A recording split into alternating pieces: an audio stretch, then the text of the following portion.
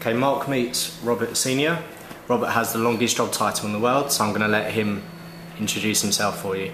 So, it's like the rules of Fight Club. The first rule of Fight Club, the first rule of advertising is actually the titles mean nothing.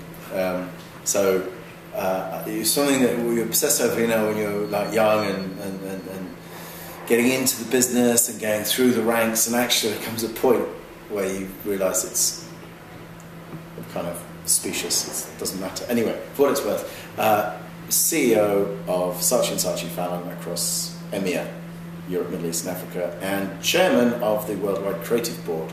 All that means is that when things go wrong, people from pretty much anywhere in the world can phone me and ask me to help.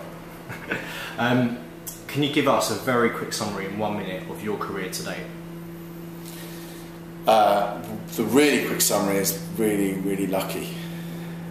The long version is really hard work and some luck, and then the slightly longer version of that is realise that ideas fascinate me, really profoundly bewildering to me. What year did you start in the industry? 1987, September the 7th. And what was your job title? Graduate trainee at an agency called Burkitt Weinreich Bryant Clients and Company Limited. And what did your parents think when you first got into advertising? Well, at least he's got a job. yeah. It's not a proper job, but at least he's got a job. And what did you study? Did you go to university? I was at Durham University, studied history and politics. Okay. Yeah. Which is an obvious move into advertising. It is actually.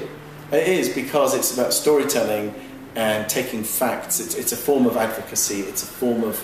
I was either going to be a lawyer, a teacher, or work in advertising, because I think the three are very close. Okay, and then what happened after that, after your first job? What happened after that? I got another job. I then found myself in situations where I wasn't very good at all at doing the job at the beginning, because there were people around me. It's the mid-80s where it was all sort of golf GTIs and long lunches and pub, and it was just a laugh. When I look back on it, it was just a massive laugh, and it was quite easy to get caught up in that aspect and forget that there's a job to do. So I nearly got, I think I probably nearly got fired. You'd have to ask you, but didn't.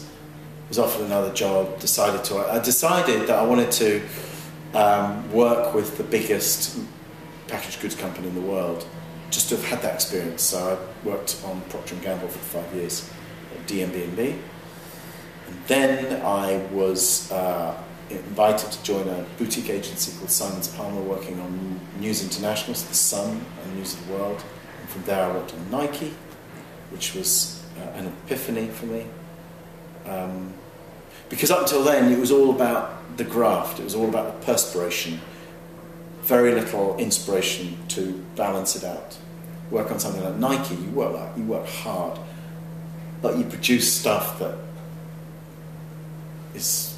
makes you feel it's amazing, and it changes the way people view the world, the way they view the brand, at that time anyway.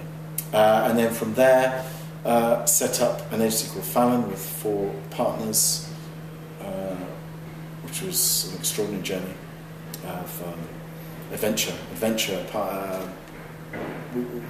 Just, you know, you never knew what was going to happen from one day to the next. I remember we started out with a mobile phone, a mountain bike, and the name Fallon. It was a joint venture with an agency in the States, Fallon and McGallagher, at the time in 1998.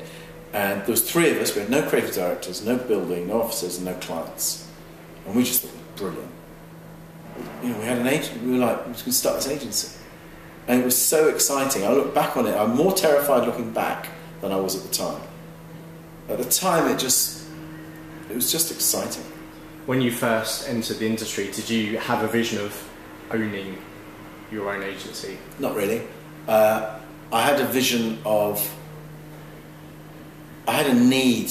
I had a sense of, I'm going to make this work, because I fundamentally like the thing it does. I didn't have a real clear sense of how that might happen. I think people often talk about, oh, you get to the top in advertising. That doesn't exist. That's an existentialist notion at best, the top of what run an agency, then some holding company is going to run them, or set up an independent agency, and be tiddly pop tiny on a global scale. It's meaningless. It really it doesn't exist. It's a liquid concept. So I didn't have a sense of the path. I did have a sense of ultimately a destination of I want to be in a position of authority in an ideas company. And how did you end up where you are today? Someone pickpocketed me. I was.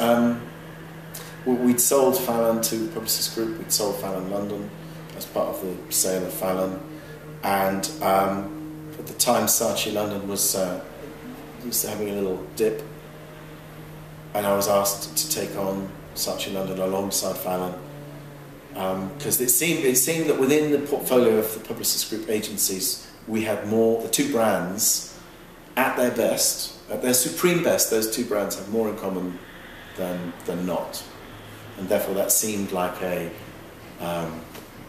good union of sorts. What's the most embarrassing thing that's happened to you in your career today? I'm not telling you. There's got to be something that stands out. There is something that stands out, and I'm not telling you. It's terrible. Is it really that bad? Yeah. Like, you've ended up, you're doing all right out of it, so it couldn't. Yeah, no, I got away with it. I survived it. No, my career is just a litany of disasters, because in a way, people who stick it out in advertising actually love problems. An advertising brief isn't a brief; it's a business problem. Yeah, but other people's problems, not your own. Yeah. You're gifted problems, and you have to solve them, and you get used to it, and you sort of get off on it a bit. So I've had some awful situations, some heinously embarrassing, and others just awful. That's life. I mean, I don't think if you don't like problems, I certainly wouldn't be an account handler in advertising. Have you ever had the threat of redundancy at any point when entering this industry? Me personally, no. Although I've been pretty redundant many times, I don't remember having the threat. I think the threat of redundancy. I'm not accepting that question. The threat of getting fired is different from the threat of redundancy. The threat of being fired in advertising is every single day, because it's a deeply, deeply meritocratic, brutal industry. The threat of redundancy assumes that we're all victims, or all this sort of poor little us, there's a worldwide recession on, I'm now a victim. I don't accept that. I just don't accept that. I do accept that everybody is, you're as good as the last meeting you had, you're as good as the last piece of work you did, you're as good as the last year that you had. And in that regard, every day. Okay. What's your favourite piece of advertising? Is there a campaign that stands out over the years that... Yeah, I think there is. I think my favourite piece of advertising would have to be the Sony Bravia launch that the guys did at Fallon, and the sustaining that over 3 or 4 years. And to me, it's the most complete. It was ahead of its time.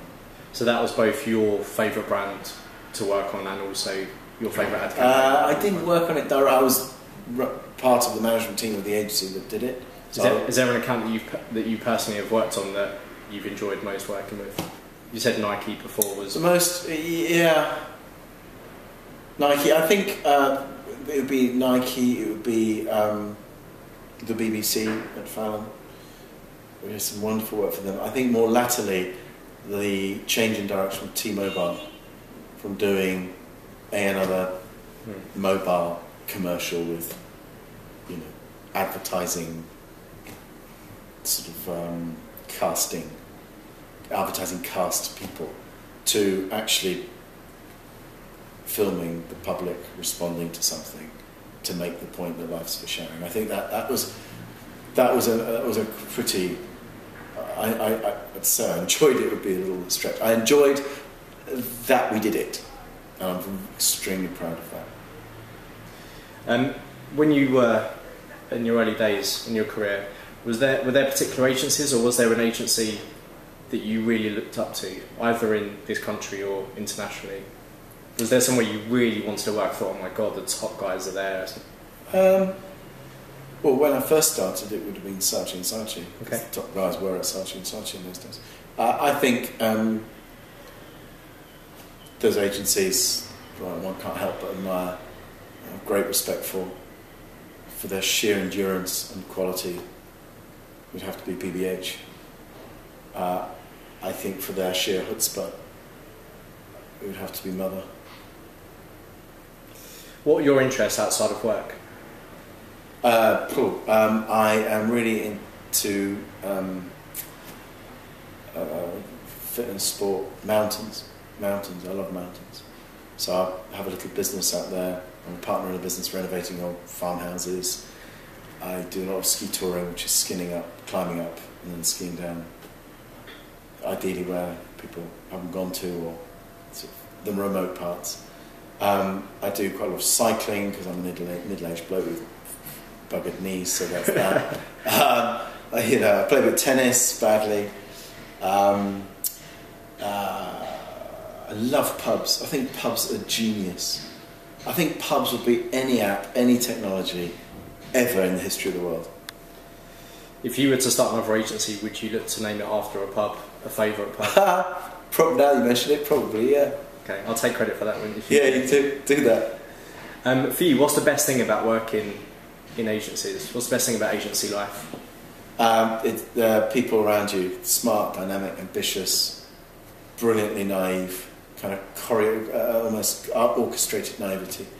It is possible that we can make things better. It is possible that ideas can just lift a mood, change an attitude, from the big stuff down to the small stuff, making a difference. I'm not sure how many people really, truly, honestly can say I'm making a difference. I think if you apply yourself in advertising, it is possible, because a small group of people in a small room over half an hour in scruffy clothes, 6 months, 3 months, 1 month, 1 week later, there's 50 million people, in the case of T-Mobile, 101 million people actively engaging with it of their own volition, and a business growth that goes with it. That's got to be the most exciting thing. What are you in your third generation now in the industry? What are you saying? What would you say have been the biggest changes over the years? Policemen are getting younger every day. Fucking these kids come in. Who are you? Oh right, you're the really senior client. Okay. I think technology and analytics are trying to turn marketing and creativity into a science. They're trying to turn it into a formula. They're trying to predictive. And I think the most glorious, beautiful, poignant, profound 3 words in our industry is, when asked the question, well, what will happen? The 3 words are, I don't know. And those should be held with great pride. I don't know. I know if we do nothing, then nothing's going to happen. I know that. I don't know what's going to happen. Stop asking me stupid questions. How about things like budgets, profits, good times? Look, when people look back on the good times, at that point, the people were looking back at the good times. And at that point, they were looking back at the good times. It's a kind of rose-tinted. Look, it's a fun business to be in. Yes, there's less profit. Yeah, people work harder, but there's technologies and stuff that make life a lot quicker and a lot easier in other respects. There is still more laughter and more sort of spark in an agency than perhaps in many other places. And long may that continue. Okay, let's move on to a quick fire round. Okay. Can line or D&AD pencil? Can line. Olympic gold medal or Oscar? Fuck. Olympic gold medal. The brightest person you've worked with? Simon Clemmer. The most creative person you've worked with? Richard Flinton. The best looking person you've worked with? Robert Senior. No. Kate Stanners. Creatives or suits? Creatives. Money or happiness? Happiness. Apple or Android? Don't care. Degree or no degree? Degree. Art directors or copywriters? Pass. Retained work or pitch work? Don't understand. Facebook or Twitter? Don't care. Twitter. Ant or deck? Don't care. Web or mobile? Both. Independent agencies or networked agencies? Both can be terrible and both can be great. Outsourced production or on-site production? Oh, really?